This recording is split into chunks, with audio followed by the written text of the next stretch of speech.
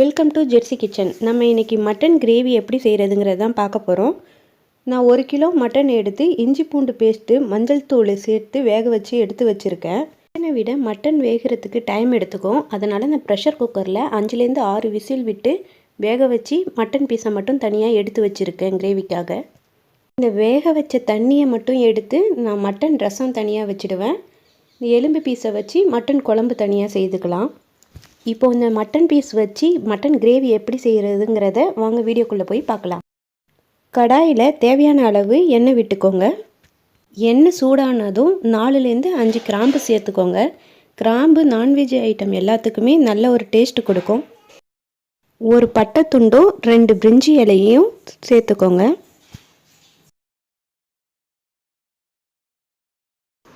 எல்லாம் நல்லா பொரிஞ்சதுக்கப்புறம் 1 கப் போல் வெங்காயம் எடுத்துக்கோங்க. நான் சின்ன வெங்காயம் பெரிய வெங்காயம் ரெண்டுத்தையுமே மிக்ஸ் பண்ணி போட்டுக்கிறேன். வெங்காயம் நல்லா வதங்கி வரணும். நல்ல ப்ரௌன் கலர் வர வரைக்கும் அதை வதக்கி விட்டுக்கிட்டே இருங்க. இந்த மாதிரி வந்ததுக்கு அப்புறம் 1 டீஸ்பூன் அளவுக்கு இஞ்சி பூண்டு பேஸ்ட்டு சேர்த்துக்கோங்க. உங்களுக்கு காரம் தேவைப்பட்டால் இன்னொரு டீஸ்பூன் சேர்த்து ஆட் பண்ணிக்கோங்க. இந்த இஞ்சி பூண்டு பேஸ்ட்டு ஸ்மெல்லு போகிற வரையும் வெங்காயத்தோடு சேர்த்து நல்லா வதக்கி விட்டுக்கோங்க. இது நல்லா வதங்கி வரணும்.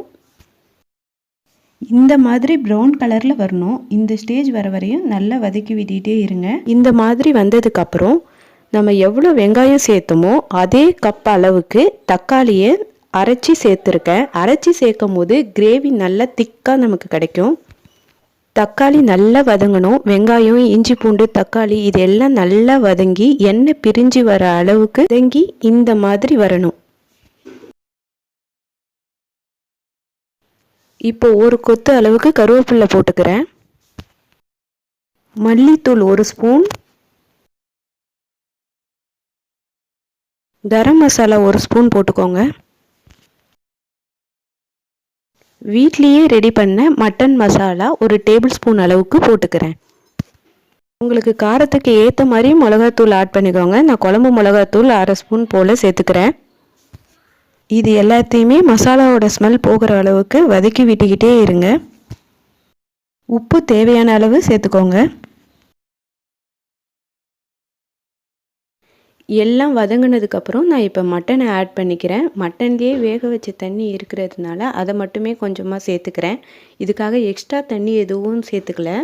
ஆல்ரெடி மட்டன் வெந்ததுனால அதிகமாக தண்ணி தேவைப்படாது. இதுவே போதுமானதாக இருக்கும். ஒரு 10 to 15 மினிட்ஸ் மட்டும் இந்த மசாலாவோட மட்டனை சேர்த்து வேக வைங்க. 15 மினிட்ஸ் ஆயிடுச்சு. இப்போ மசாலாவும் மட்டனும் சேர்ந்து நல்லா ஃப்ரை ஆகிடுச்சு. கொத்தமல்லி தழை தூவி நல்லா கலந்து விட்டுக்கோங்க. இப்போ டேஸ்டான மட்டன் கிரேவி ரெடி ஆயிடுச்சு.